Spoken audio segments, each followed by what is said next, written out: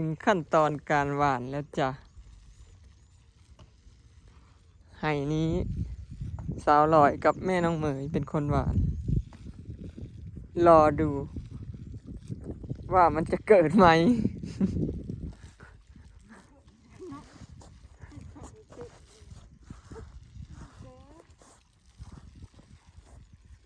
มันสีนาหรือสีทีรอรุ่นพี่น้อง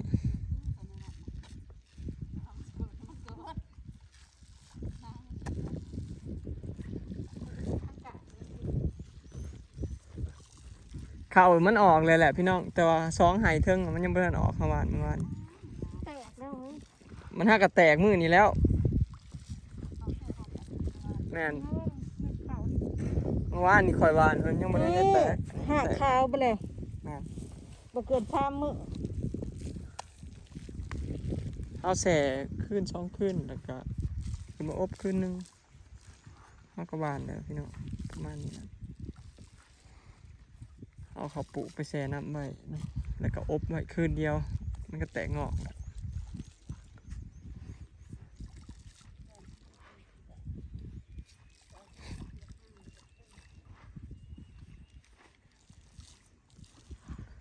สบายดีเด้อพี่น้องสบายดีเบิดทุกคนเนาะ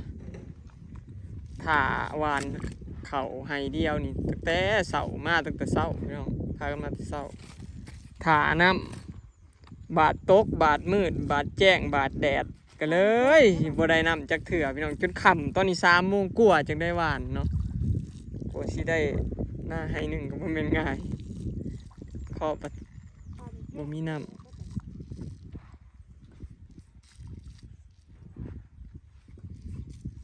ฝนก็ตกไปแป๊บเดียวนึงพี่น้องมันแล่นกายเนาะมา2 รอบรอบที่2มาแห้งกว่ารอบแรกแต่ว่าหายไปเนาะบ่โดน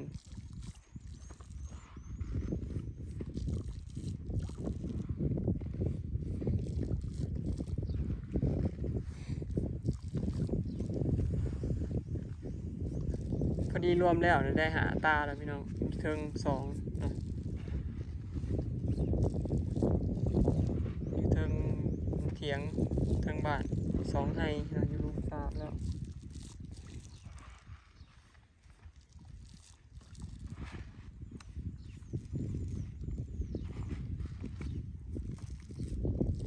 ฝนก็ตกพ่อแบบว่า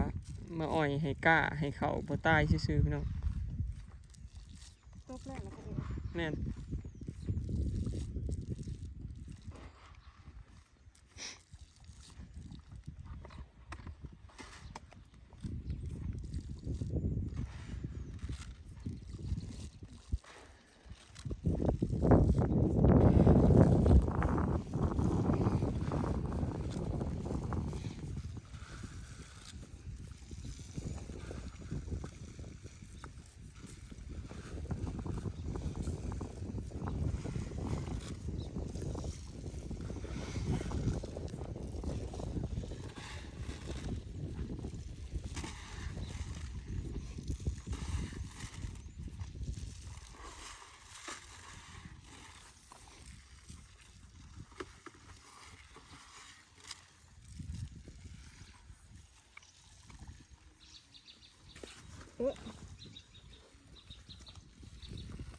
ให้ยาว3 ไห่เนี่ยใ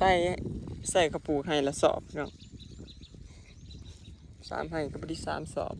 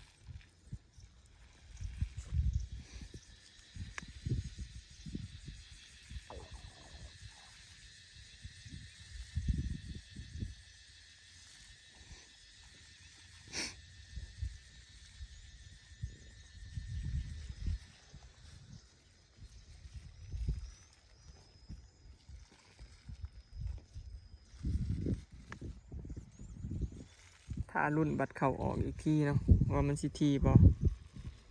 พอเฮาวานเขาก็อยากให้มันทีนะพี่น้องขึ้นอยู่กับเขาน้ำเนาะกันเขามันออกลายถูกเม็ดมันก็สิทีมันมีเขารีบลายมันก็ออกบ่ทีแล้วแต่ปีพร้อมเลย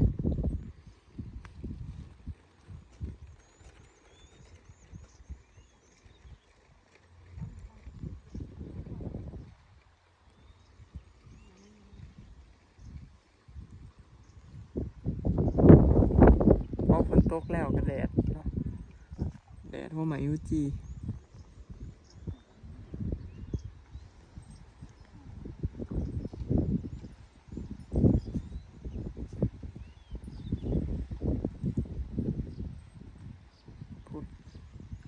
ต่อมาขึ้นมายังไงขึ้นมาเบิ่งแทงน้ำเห็นบ่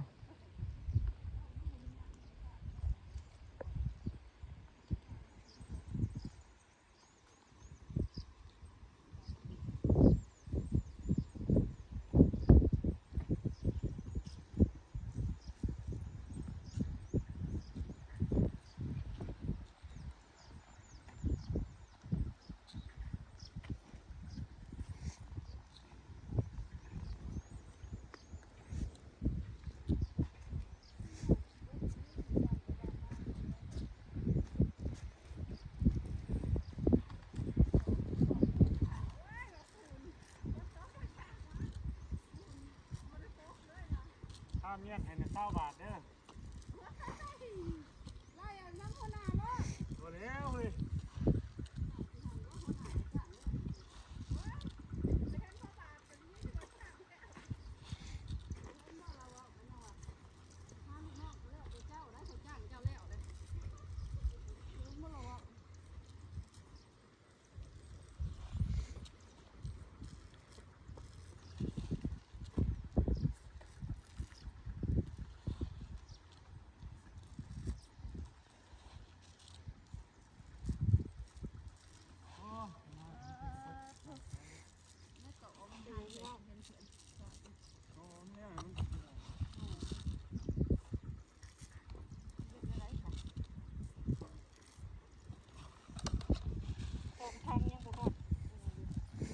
ขอเบิ่งของเจ้าคักแล้วหน้าสิทีทั้งกะทั้งขอบอันนี้แม่นห่างอยู่กลางทั้งขอบทั้งแคมนี่สิทีกว่าแม่น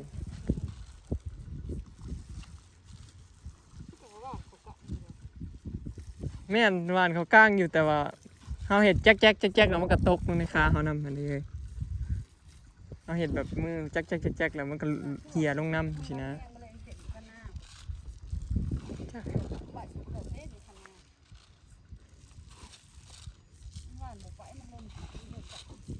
ตีกับคืนคอยวานปีนั่นกันนะวานแบบจักแล้วขนาดวานโยนออกตะกร้างแล้วมันหลุดลงจากในมือทั้งขางแคมนี่ก็ถี่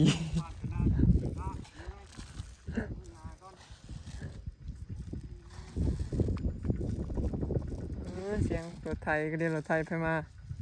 เจริญมา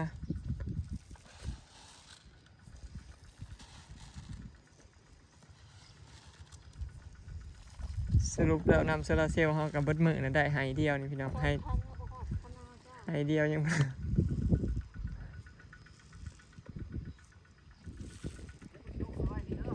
อันบอกระหว่างเบิดแห้งมันก็ยังตกแต่ในนี่พี่น้องมันบ่ค่อยจะขึ้นมากลางมันบ่เทิงเลยวะลมมันฝุ่นมากแล้วเพิ่นผ้าเมียเพิ่นทาอันปูนแห้งพี่น้องเพิ่นเทพื้นไว้แล้วปะไว้จนที่คำแล้วจังปูนแห้งเพิ่นตะแกหินแกทรายขึ้นมาเห็ดต่อแกปูนขึ้นมาอีกแกเป็นเที่ยวมาเห็ดเอานี่พี่น้อง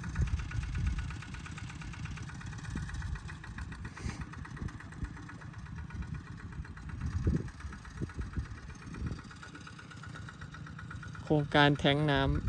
ำพัทเลินเป็นให้พัทมีเนาะ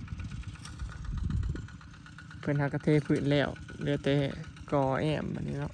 ก่อเป็นแท่งส่วนทางพูนก็สิเป็นเตาเป็นทาวรพี่น้องเป็นเห็ดเตาใหม่เป็นจะมาเห็ดอยู่พี่บัดนี้มันได้ปั้นเป็นจะมาเห็ดอยู่พี่ได้พี่น้องเตานี่ขออยู่พูนเป็นโครงการใหม่ครับงานบอล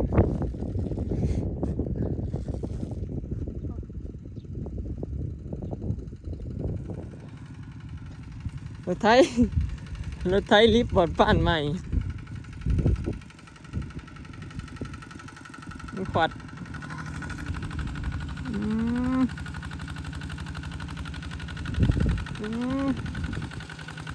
เด็ด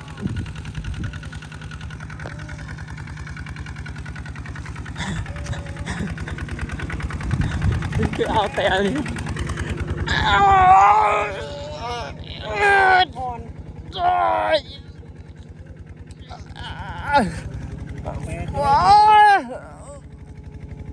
ตายโอ้โหมันมาเมื่อยนี่อีกเลย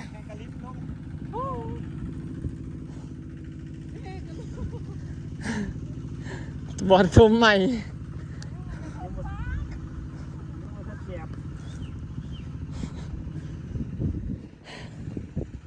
บ้านนี้ได้ผ่าเย็นพลมาถ่วง ความ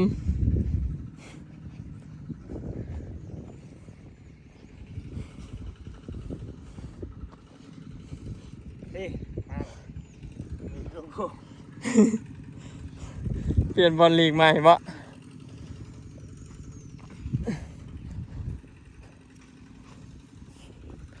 บอลปั้นใหม่พี่น้องนี่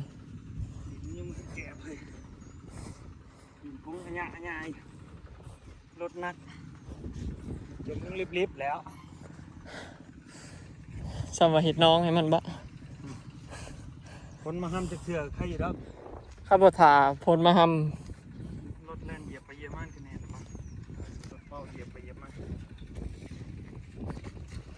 ำปั้นใหม่พี่น้องมันลุบมันโกนรถไทยเวลาขี่มามันก็เอียงแข่งอยู่ตะกี้เป็นน้องอยู่ในนี่ปั้นใหม่เลย โดนไม่ร้าย ปั้นใส่ดินบักลายนะจึงได้สูงชำนี้นะ ลงที่ ลิฟต์ขักเป็นยังแล้วพี่น้องวานเขาปะเนี่ย ว่าสอบหนึ่งมาช่วยให้นะ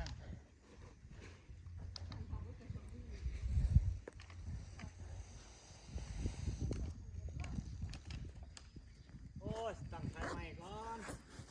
พอดีได้3ให้พี่น้องมัน ไทยใหม่ก่อนเอามาไก่พวกไทยพวกม้วน ข้าวเจ้าบ่ทันได้ เขาเจ้าเฮาได้บัด ไม่บอกหวาน ยังบ่ได้ว่านอยู่ต้องใส่ หวานน้ำมีของหวานผมเส้นน้ำไปกูกับบริเวณ เขาวเหนี้ยวหาให้เลยยังเหลือแต่เขาวเจ้ามาดิ ว่านเอาเลยให้เขาจับเป็นหน้าว่านไปเลยซื้อหาให้บ้านเอาอยู่น้อง ไทยขาดหวานแล้วเลยบ่